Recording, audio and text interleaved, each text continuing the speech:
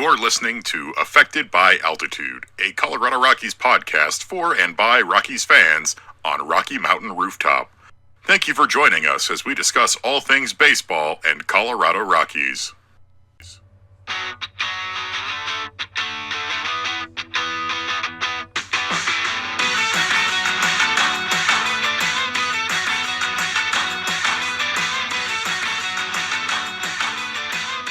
Hello, welcome back here to Affected by Altitude, a Colorado Rockies podcast here with Rocky Mountain Rooftop. Skyler Timmons and Evan Lang here, and we are joined here by a very special guest down in Albuquerque. It is the 2018 Rockies first-round pick out of Ole Miss, and he's left-hander coming out, working on the mound. It's Ryan Rolison. Ryan, appreciate you hopping on with us. How you doing? I'm doing great, guys. Thanks for having me on. Yeah, it's good to have you, and you're a guy that we're kind of excited to watch because I think you're one of the more interesting prospects. One, just on the unfortunate bad luck you've had just with the horrible injuries and everything. But I think the first thing I wanted to say is just how awesome it is that to see you back on the mound and working as much as you have this season. I think it's been really awesome, I think, for myself and Evan. So we just want, how are you feeling? How's this season been going for you so far? It's been going good. You know, like you said, like I'm just thankful to be back in games. You know, I look back from a year ago when I, had my second shoulder surgery and kind of sitting there and, the uncertainty of having two shoulder surgeries of, what the future looks like. And, sitting there in a sling and not knowing if I'd ever be able to throw again.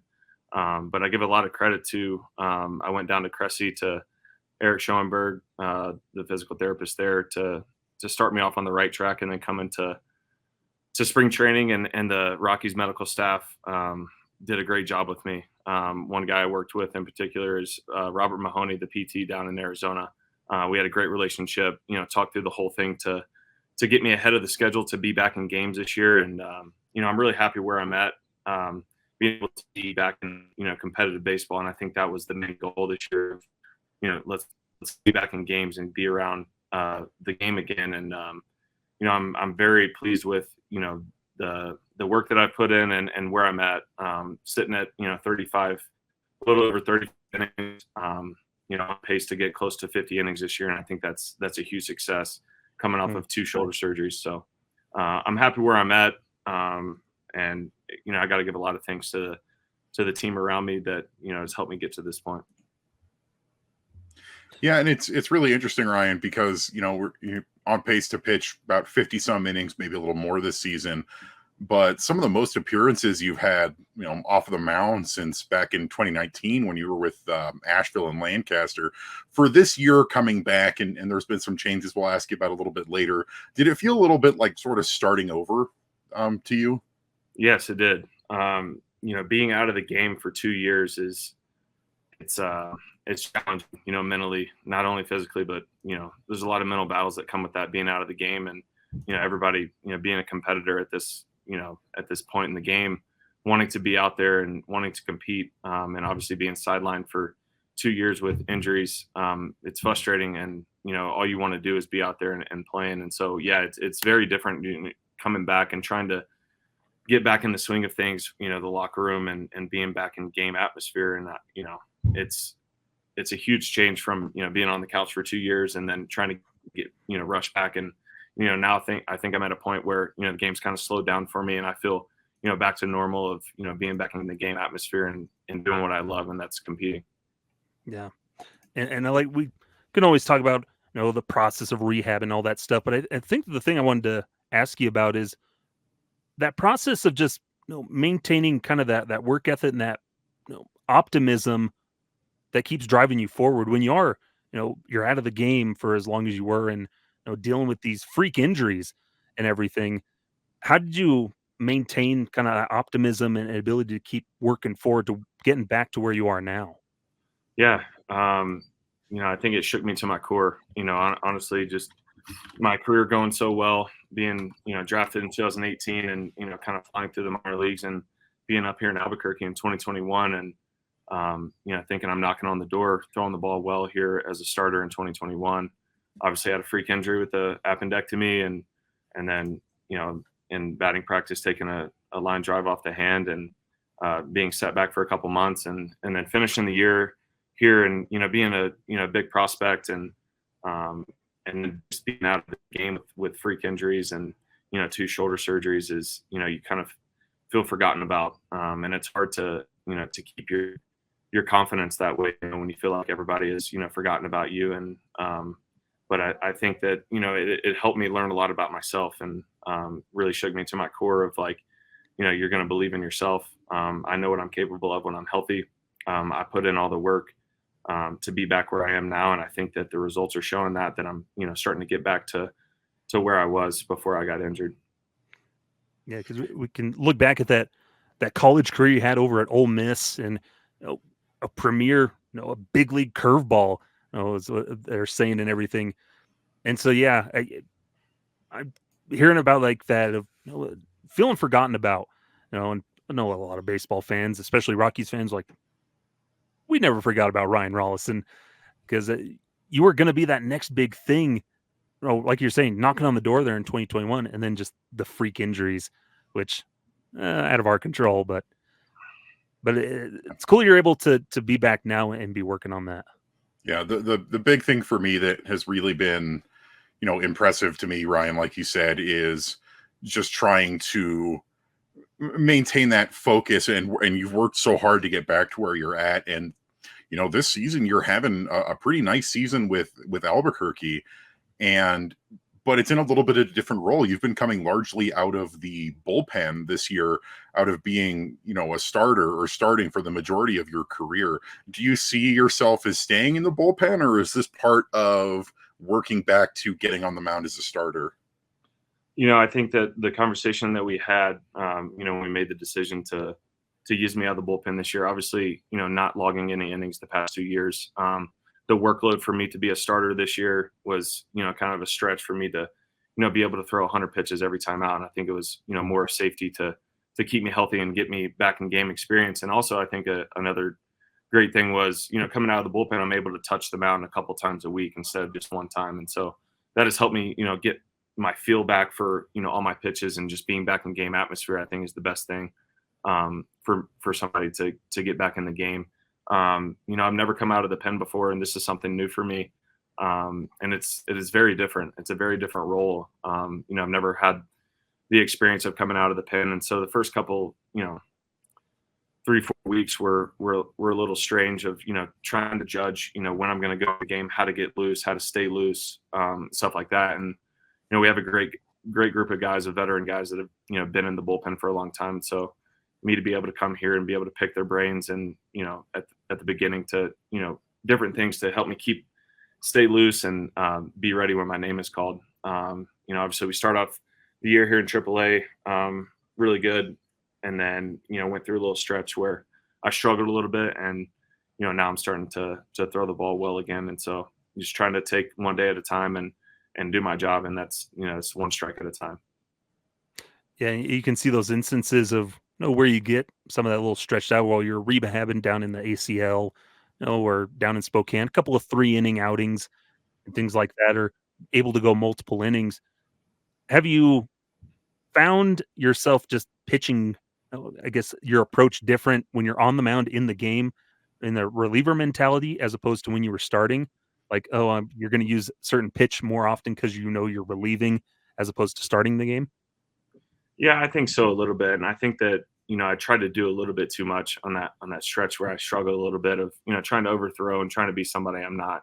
And I think what, makes me successful is I have 4 pitches that I'm able to throw, in any count. And, I don't have an overpowering fastball. I'm not going to be able to blow a fastball past someone and then just have 2 pitches. And I think that makes me successful is to be able to throw those 4 pitches. And so, like, I try to keep that same mentality when I'm on the mound. It's just, I try to keep the starter mentality of, coming in the game. Obviously, when I come in and if there's guys on, I'm probably going to, what I feel best that day. And that's obviously probably my curveball, my fastball. So there are situations where, I kind of pitch a little bit different than I would as a starter. But once I get a fresh inning, it's kind of back to the starter mentality of, throwing all my pitches. Mm-hmm. I'm curious if you have worked at all with, or maybe during the spring, worked at all with Kyle Freeland, because sort of similar there. Not necessarily always going to overpower you with the fastball, but it's all about diving deep into that full arsenal as a left-handed pitcher off the mound with the multiple breaking pitches. Yeah, that's me and Kyle have been talking a lot throughout the years. Being in big league camp from 2019 on, and then in 2023, him being my catch partner, being able to, kind of talk every single day about different pitches and, being able to his bullpens, he attacks his bullpens, and you can see it in game when he's, throwing the kitchen sink in any count. And so that's something that, I model myself after and try to be like. So it was great to be able to pick such a great left-hand pitcher's brain about that. Mm-hmm. Mm-hmm. And I know you're good buddies with Ryan Feltner, who's been up with the big league team this year and had some ups and downs, but he's been in a good stretch recently and a lot of good stretches this season. How's that relationship been helping you, whether it's been throughout your rehabbing process or just becoming a better pitcher? Yeah, he's one of my best friends, being drafted the same year and then coming through the minor leagues together. And obviously he's been in big leagues, and props to him, but he's been a huge help with me, not only physically, but mentally as well, to keep me going and keep me positive about, everything. And so I can't thank him enough for, what he's done for me on the mental side. And then obviously, him being a starting pitcher in the big leagues is, something that I would like to do. And him having that big league experience and being able to share some of the knowledge with me has helped me a ton. Do you own a Ryan Feltner original art piece? Is that hanging up anywhere? Yeah. Nice. This offseason, he just bought a place in Scottsdale, and so he brought over a piece for me to hang in my living room. So he got me a what is his name on Instagram? That was painted. He got me one of those special edition for me, and then he also got me one of his jerseys that I put in my man cave. So it was pretty cool. Oh, that's awesome. There you go. Yeah, it's good to have, Feltner especially. Felty's one of those guys who, I think if there's anybody whose brain you want to pick about trying to stay positive, he's definitely one of the guys at the top of my list with everything that he's gone through, in sort of similar situations, just absolute freak injuries that are totally out of your control. But down in Albuquerque right now, are there any specific guys that you're leaning on, that you tend to pick their brain the most, or sort of the guy in your corner? Yeah, obviously another guy that is one of my best friends is Peter Lambert. Obviously he's down here right now, and so he's someone that I talk to day in, day out about different things. Jeff Hartlieb is another guy in the bullpen that has kind of taken me under his wing about different things, because he's thrown out of the bullpen for a long time. John Curtis has been great as well, with his big league experience and his time in the bullpen. So I just think we got a great group of guys that want to be here to help each other. Obviously we're all trying to be successful and get to the big leagues, but we're trying to help each other out as well. Mm-hmm. And it's cool. It's because it's where the Rockies are at now, and you're seeing it. Nobody's getting called up from AAA. It's a younger team. They're in that kind of rebuild, almost restructuring of a youth movement. Do you find yourself maybe sometimes getting a little antsy, or is it just really awesome to see like a Michael Tully or other guys you've played with get that call up, and then you're just rubbing your hands together, waiting for your opportunity?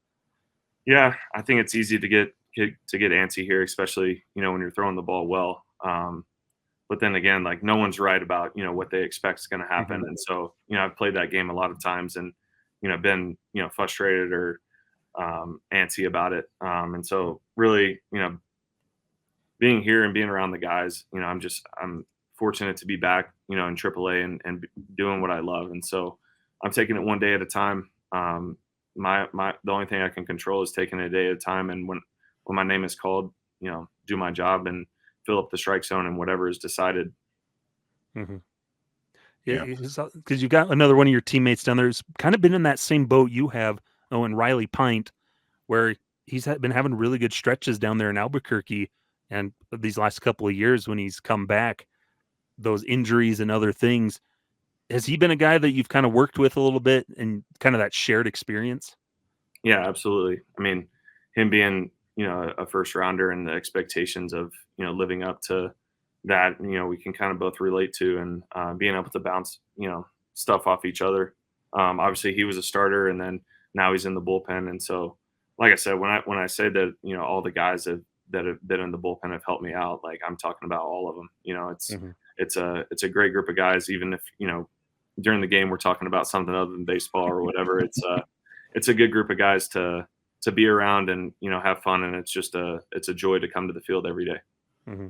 Yeah, it's one of my things that I always notice and always want to point out to people is that Albuquerque always seems to have just such a great clubhouse culture, no matter how the team is performing in and of itself, that you look in the dugout during the games or out in the bullpen and see that the guys down there really have each other's backs. And we've heard that from other members of the Topes that we've talked to. So it's just really nice to always hear about how everybody relies on each other down there. Yeah, it's nobody knows kind of what we go through on a daily basis unless you're with the team, and playing 140 something games a year is not easy. And I think that everybody grows through that, and you get to know each other on a deeper level. And so the respect that we have for each other to be able to when guys are grinding through things, and it gets we're close to September now, and so it's towards the end of the year, and you gain a lot of respect, and you're going through the same grind of the day, and it gets monotonous sometimes. And so being able to have a deeper relationship with someone just to get your mind off baseball and come to the field and have fun is very important. And I think we got a great group here to do that. Yeah. And go ahead, Evan. I was just going to say, because you can see from, I don't know if you caught any of the Todd Helton festivities that the Rockies were doing over the last couple of weeks. Or Matt Holliday being back with the team, and some of the guys who come with him, is the friends that you make in that clubhouse are guys who are going to be with you for 20 plus years.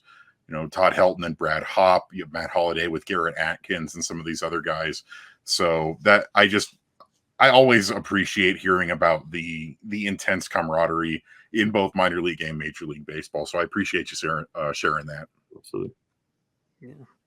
And something I wanted to ask that I was kind of thinking about is, if you could go back and talk to young Ryan, back before you're drafted in college and whatnot, and knowing all that you know now, what advice would you give to your past self, or just younger pitchers in general that may be experiencing things that you've gone through? I would say the first thing that comes to my mind is control the controllables. There's a lot of being in a locker room, a lot of different talks and opinions on different things, and I think you can get caught up in all the roster moves, all the guys that are getting called up when you think that you need to be called up, and at the end of the day, none of that matters. Worrying about if you're going to get called up, who's getting called up, it's out of your control. And so and when you start thinking about those things, it can affect your performance, whether you're mad, frustrated, whatever, like that can affect your performance. And so I think when you control the controllables and you stick to the routine that you have, and you have deep belief in yourself of knowing what you can be, then the rest will take care of itself. And so it's easier to say than do, but I think that that's the best piece of advice that I can give throughout the minor leagues. Like even in high A, like guys are getting called up to double A, and you always want to be at the next level. And sometimes I think that you can get so caught up in that it affects your performance. And now you're definitely not, you're not performing well. So, but yeah, I would say, control the controllables and stick to your daily routine. Yeah, and I think that perfectly relates to, especially you as a pitcher, and everything. If you just take it one pitch at a time, you throw the ball, you do what you can, and know that there's guys behind you to support you. Exactly. But before we let you go here, Ryan, something I want to ask, and this is a typical Evan question, so I'm going to steal it from him. Oh, wow, harsh. What's been your favorite place, your favorite stop, or favorite stadium to play in the Rockies system, or just in general that you've played at? I'd probably have to say Las Vegas. Just for the hotel that we stay at there, it's walking distance to the field, and the brand new Red Rock. We stay at the Red Rock there. The brand new stadium that they have there is, in the locker room and everything is, it's very up to scale. It feels, the guys that have been in big league say it's, very big league. So probably there. Obviously, it's not a very friendly, park to pitch, but it's a great trip every year. It's a beautiful ballpark out there, and the Red Rock is probably one of my favorite hotels I've ever stayed at in my life. Just such a nice accommodation. Then you look out the window and the stadium's right there. Yeah, that's an easy question for me, just because there's not a lot of ballparks like that, and get to stay in the Red Rocks like that. So, all right. So my question for you: we had Drew Romo on a couple weeks ago, and he was wearing an item of note that I must ask if you also have one. The Elehuris Montero, the Muscle Man posing T-shirt that apparently have been spreading across the clubhouse. Yeah, we Montero wore it one time into the field. I think during batting practice or something. He had a red shirt, and it was him on the front, with like big muscles, and everybody started complimenting on him. And then he ended up getting everybody's numbers, like jersey numbers, and he got like 30 of them, and put our numbers on it. So we use it as a BP top now. So that's awesome. BP, everybody goes out there and Montero shirts. There you go. That's awesome. Before we let you go, I have to ask you, any special talents, things that people would maybe be surprised to know about Ryan Rolison? I like to sing. Ooh, there you go. So some guys might say I'm good. Some guys might not think so, but I do enjoy to sing. Very outgoing guy. Like to, if anything's playing, I like to sing along with it. But, big karaoke guy. Yeah. Any specific band or song or genre that's up your alley? I like country music mostly. Mm-hmm. Yeah. There you go. Hey, you could follow Adam Wainwright's career. No, there you go. Get John Curtis on the guitar. He's playing guitar a little bit around the clubhouse. So there you go. A nice duo album. Performing live at Red Rocks, the Albuquerque Isotopes band. Exactly. Yeah, it's a very musical bunch that's spread throughout the Rockies organization that I'm discovering. It's actually kind of cool because I feel like everyone has the sort of same general perspective of how they view athletes, of like, oh, they're just the athletes guys, but there's a lot of really artistic guys in this Rockies organization. Felty paints, singers, musicians, all sorts of people. It's cool. I like it. Will you begin a music career like Jose Iglesias and perform after a game? No, I don't think I'm there yet. I think I'm doing practice. You're not there yet. That's right. Not there yet. Awesome. Well, Ryan, we'll go ahead and let you go. We appreciate you taking the time and chatting with us. It's been a real pleasure having you. I appreciate you guys. Thank you. Yeah. Thank you so much for joining us, Ryan. This has been Affected by Altitude. We've been joined by Ryan Rolison, left-handed pitcher for the Albuquerque Isotopes. I'm Skyler. That's Evan. We'll see you next time here on Affected by Altitude. This has been Affected by Altitude, a Colorado Rockies podcast with Rocky Mountain Rooftop, a proud affiliate of the Fans First Sports Network. Catch new episodes every Monday on wherever you get your favorite podcasts. Be sure to follow us on YouTube as well for video versions of the show.